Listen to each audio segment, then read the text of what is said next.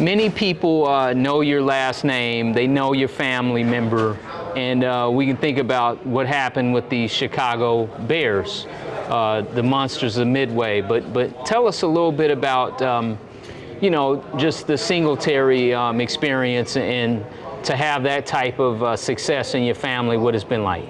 Well, I don't take the last name lightly. Mike has worked so hard. And I remember my grandfather, he was a Pentecostal pastor and just loved telling stories, loved the Lord. He said, well, Vantz, Mike has gone through many doors for us all. And let's not screw that up. Let's continue to be respectful, be loving, be thankful and grateful. And so it just serves as a reminder, when I'm out with people, I'm engaging or any social event, I just want to continue to carry the name because your name is all you have. So so I was blessed to hear that and need to just keep hearing those reminders to do the little stuff right all the time. The Hula Bowl, it's been here for 80 years, started in Hawaii. Tell us a little bit about the 2026 version, so far what you see and what we can look forward to tomorrow. I think it's going to be a lot of fun, a lot of excitement. Our kids are just thrilled to be here. You see their families, many of them are married, some got kids, and it's just a family event. I was coaching at the University of Hawaii, so I got a chance to be a part of it and see it. All my kids, the parents, the ohana, which, it's family, means a lot, means everything. So to be here now in 2026 and to go through each and every practice, I think we just finished our 5th practice.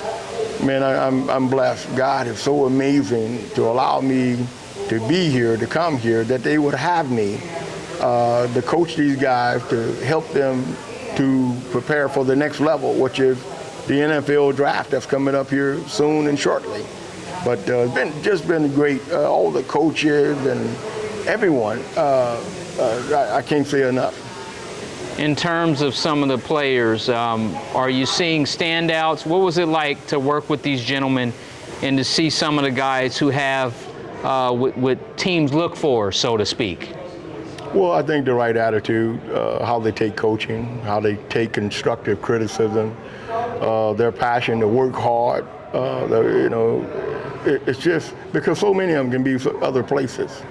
And so many of them have opportunities to go play in other postseason all-star events that's geared toward NFL scouts and representation.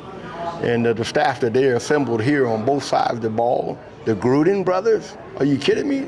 Their names rings throughout the National Football League, legendary. And of course, certainly what John has done, I love him, just sitting in the room. You think you know it all until you're around many of these coaches that have become really gurus. They've coached some of the greatest players in the history of the game. And then you listen to how they prep and the little detailed things and how to get ready for a game and what to eat and how to relax your mind. I mean, man, I'm telling you, I'm full of just so much wisdom and knowledge. It's just special. Chicago Bears, Monsters of the Midway, Super Bowl Shuffle, Singletary, McMahon, one of the greatest running backs of all time, Mr. Payton. When you think about that club, take us back in some of your fond memories of what Mike and the guys were able to do. Just special, one of the most unique moments in football history of the talent they had on that team. I can't say enough about, of course, Walter Payton. The times I remember Walter would walk up to me and put me in a bear hug and just squeeze me and just, say things. Or he saw some of my mannerisms and listening to me talk many times. He and Richard Dent used to always say, man, you sound identical to your uncle. Just your voice, your mannerism. So it was just those are the things that, and of course the quarterback McMahon, fun guy, crazy. They love to see him go out and take his helmet and butter O-lineman after a touchdown or a long ball to Willie Gault. The chemistry they had, the enjoyment, the excitement, and for the whole city. Not only did they electrify Chicago, but I think all of the world watched that extraordinary run and how they just ran through and just demolished everybody all the way through to the Super Bowl when they played the New England Patriots. How about that? And then just to see my uncle in some of the games and that core of linebackers from Wilbur Marshall to Otis Wilson and that nasty defensive front they had from Hampton, McMichael, Dent. I mean, I could just keep going. They were electrifying. And on the back end, Gary Fenwick, Leslie Frazier at corner. Oh my goodness. I mean, just, yeah, electric. The game, where do you see the game going in 2026 as you look at it over the years? I mean, you still need 4 downs for a first down. Mm-hmm. The field is still the same, but where do you see the game with all the different variables and intangibles? Where do you see the game going at the different levels? No, I think it still boils down to, I know we've kind of spreaded the game out a little bit more. It's more run and shoot. It's more, a lot more routes. And I think overall, when I think about just the game in general, it's all about protection now. You look at some of the modifications they've made to special teams and, having those guys go out there and butt each other like those Rams. They're bringing them together more closer where it's more a good fit and waiting, they're froze until that ball hits the ground or someone on the receiving end catches it, and now they can kind of work and finesse and get off the block and go make a play, which I love. And I think we'll see more of those type of modifications. Of course, we want to kill the quarterback because I'm a defensive line coach. Because I work so hard. But again, it's about taking care of each other. And so I'm excited about that. But the game is still blocking, catching, tackling, and again, just studying the game, being a student of the game. And that's kind of what I saw with my uncle, what made him such a great player. College student athletes are blessed in this day and age to reap some of the benefits, so to speak, financially, and rightfully so. Talk a little bit about just the different moving parts. There's transfer portals and NIL and all these different pieces to the game. How is it different now, like as opposed to in years past or eras past? Well, I think the money is more up front now. There's no underneath the table, so to speak. And I think we all kind of wish during some of those earlier eras, back in time, that we could have seen some of that. I'm happy for them. I'm not going to be hating on them or disappointed that they are getting these things. I just now believe getting someone to kind of oversee and give it some structure, give it some guidelines, give it some sanctions to help it to grow.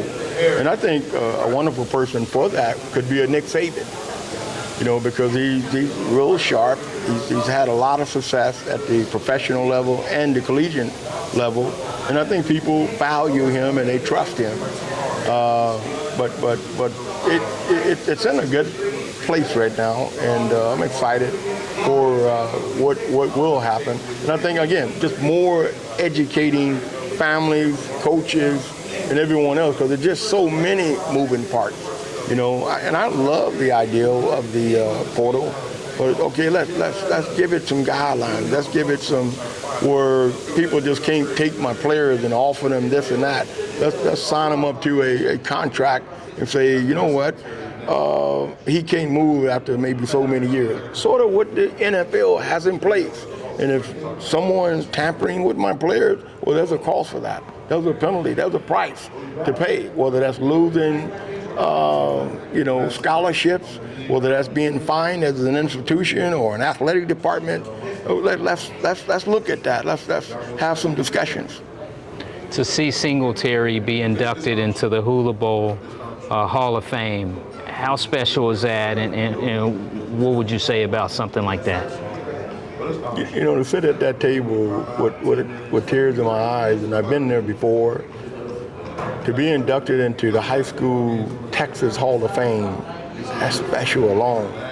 To be inducted into the college football Hall of Fame just blows your mind. And then you get to the National Football League, and to see him get in an early entrance, man, I'm speechless. So to be here present also, while I'm working and knowing that he's going into this Hall of Fame with the people that were inducted the same night, wow, that's what I have to say about that. Because this is a person I grew up in as a kid in the same house. And he has not changed one moment, still the same person. And I said, Lord, you allowed me to be around my uncle. I love him so much. I mean, we all love him as family. We all love him as people that follow football, follow the game. But the thing I love about him, he's a wonderful husband. He's a wonderful father. He's a wonderful humanitarian. Just the thing that he's willing to do, the sacrifice. And I saw the sacrifices that he made to get all these introductions into these various Hall of Fames at different levels. So I couldn't, as I held him last night, I had tears in my eyes. He had tears in his, it's special. Thank you so much, sir. Thank you.